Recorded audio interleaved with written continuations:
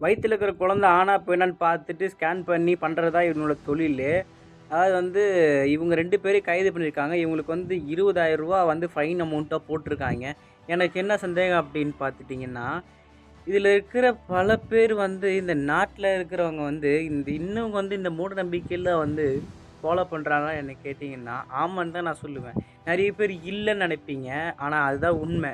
நான் ஏன் சொல்றேன் அப்படின்னு பார்த்தீங்கன்னா, இங்க நெறைய நாட்ல வந்து குழந்தைங்களுக்கு பஞ்சமா இருக்கு. அதாவது வந்து எப்படி சொல்றதுன்னா, என்னோட ஃப்ரெண்ட்ஸ் சரவுண்டிங்கில வந்து எனக்கு தெரிஞ்ச ஒரு அக்காவுக்கு வந்து நான் வந்து நெறைய இது மாரி நெனச்சு உன்ட்ட ஒரு விஷயம் சொல்றேன். எனக்கு வந்து குழந்தை இல்ல. ஆனா அத நெனச்சு நான் எதுக்கும் ஃபீல் பண்ணதில்ல. ஆனா வந்து நீ நியூஸ் போடுறீல்ல, அதில வந்து இந்த குழந்தைங்களுக்கு கொல்றது, இந்த குழந்தைங்களுக்கு வந்து இந்த ஸ்கேன் பண்றது, இந்த மாரி விஷயத்த வந்து எடுத்து போடு. ஏன்னா, இதெல்லாம் பார்க்கும்போது என் மனசு ரொம்ப வலிக்குது அப்படி சொல்லிட்டு சொல்லியிருந்தாங்க. அதுக்காக தான் இந்த வீடியோ மட்டும் கிடையாது. என்னோட தனிப்பட்ட வீடியோல நான் என்ன சொல்றேன் அப்படின்னு பார்த்துட்டீங்கன்னா, இன்னும் நெறைய பேர் குழந்தை இல்லாம கஷ்டப்படுறாங்க. உங்களுக்கு ஆண்டவன் எத குடுத்தாலும் வந்து குழந்தை குடுக்கிறதே வரம்.